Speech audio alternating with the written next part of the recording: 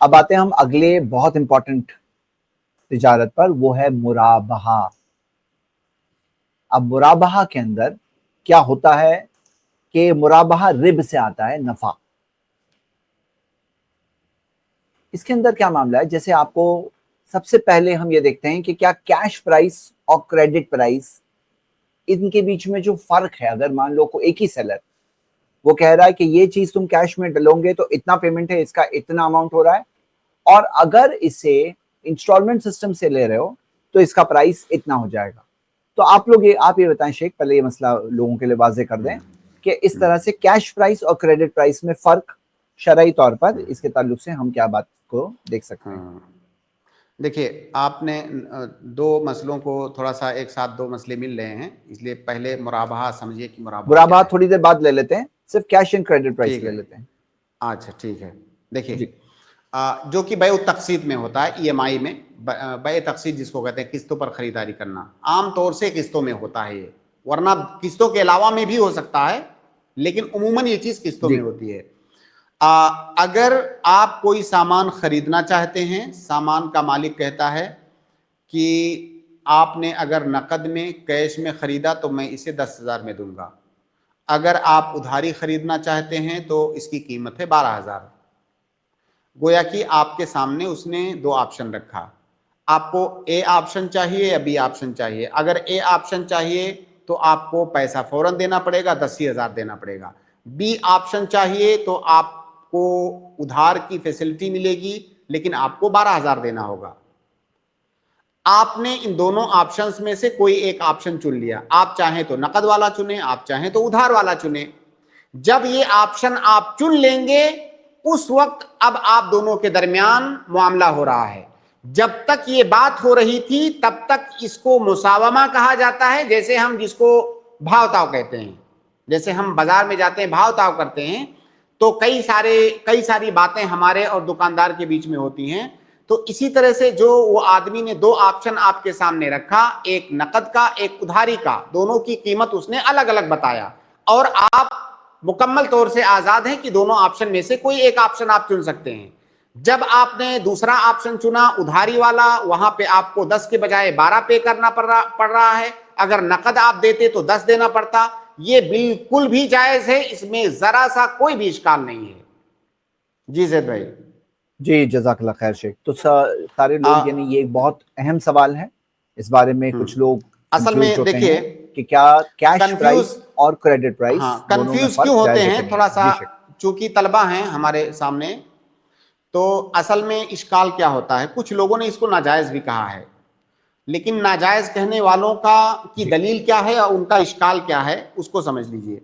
وہ کیا کہتے ہیں، ہاں بہتر ہے شیخ، کہ بتا دیجیے۔ ہاں، ان کا کہنا یہ ہے کہ ٹائم دینے کی وجہ سے آپ سے پیسہ زیادہ لیا جا رہا ہے، اور جب ٹائم کی وجہ سے پیسہ زیادہ لیا جائے تو اسی کو سود کہا جاتا ہے۔ مسئلے کو سمجھیے، وہ کہہ رہے ہیں کہ اگر آپ فوراً دیتے تو 10,000 دینا پڑتا، لیکن آپ کو 4 مہینے کا ٹائم دیا جا رہا ہے، اس کی وجہ سے 2,000 زیادہ لیا جا رہا ہے۔ تو گویا کہ ٹائم کے مقابلے میں پیسہ ہے، اور اسی کو سود کہا جاتا ہے۔ ٹائم دینے کی وجہ سے آپ سے زیادہ رقم لی جا رہی ہے، اور یہی سود کی حقیقت ہے۔ یہ ان کی دلیل ہے، اور دراصل یہ دلیل نہیں ہے، یہ ایک اشکال ہے، ایک شبہہ ہے۔ اس کا جواب یہ ہے کہ دیکھیے، سود جو ہے نا، سود ادھاری میں ہوتا ہے۔ ابھی ہمارے اور اس دکاندار کے درمیان میں کوئی معاملہ ہوا ہی نہیں ہے، ابھی ادھاری کا تو سوال ہی نہیں ہے، ابھی تو ہماری بات چل رہی ہے اس سے۔ اگر میں اس سے خرید لیتا 10,000 میں، بعد میں جب مجھے وہ پیسہ دینا تھا میں نہیں دے پاتا اور اس سے ٹائم مانگتا، اس کے بعد وہ کہتا کہ میں ٹائم لوں گا 2,000 زیادہ لوں گا، تو اس کو سود کہا جاتا۔ جب شروع سے ہی اس نے قیمت بڑھا رکھا ہے ادھار بننے سے پہلے ہی، تب اس کو سود نہیں کہا جائے گا۔ سود بیع کے اندر، بیع کی ابتدا میں کہاں سے سود ہے؟ بیع کی ابتدا میں سود نہیں ہے۔ ہم نے سود کی اقسام بتاتے ہوئے ایک قسم بتایا تھا، الزیادہ فی الدین الثابت فی الذمہ۔ جب آپ کے ذمے میں کوئی قرض ثابت ہو گیا، دین ثابت ہو گیا، اس کے بعد آپ کو مہلت دی جا رہی ہے اور آپ سے رقم زیادہ لی جا رہی ہے، تب اس کو سود کہا جائے گا۔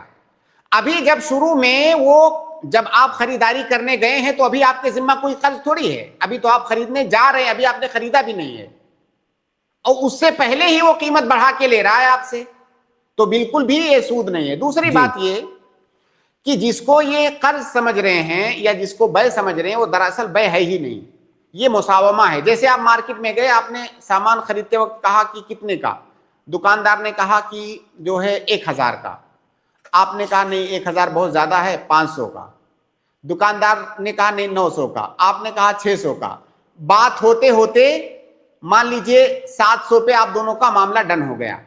اب یہ جو گفتگو آپ نے کیا ہے، کتنی قیمتوں کا ذکر آیا درمیان میں؟ 500، 600، 700، 800، 900، 1000، کئی قیمتوں کا ذکر آیا۔ تو کیا یہ ساری قیمتوں کا ذکر آپ کرتے ہیں؟ بالکل نہیں کرتے ہیں۔ کس قیمت کا ذکر کیا جاتا ہے؟ وہ جو آخر میں جس پر معاملہ ڈیل ڈن ہوا اور جس پر آپ کی ڈیلنگ ہوئی، اصل قیمت وہ ہے۔ اور یہ جو ساری گفتگو آپ کی ہوئی ہے، اس کو مساومہ کہا جاتا ہے، بھاؤ تاؤ کہا جاتا ہے۔ تو جب دکاندار نے کہا کہ نقد دو گے تو جو ہے 10,000، ادھار چاہیے تو 12,000، اب یہ آپ کی بات ہو رہی ہے، اس سے ابھی ڈیل نہیں ہوئی ہے۔ اب آپ کے سامنے آپشن ہے، آپ نے آپشن بی چنا، اب گویا کہ آپ کی ڈیل آپشن بی پہ ہو رہی ہے، آپشن اے ختم ہو گیا۔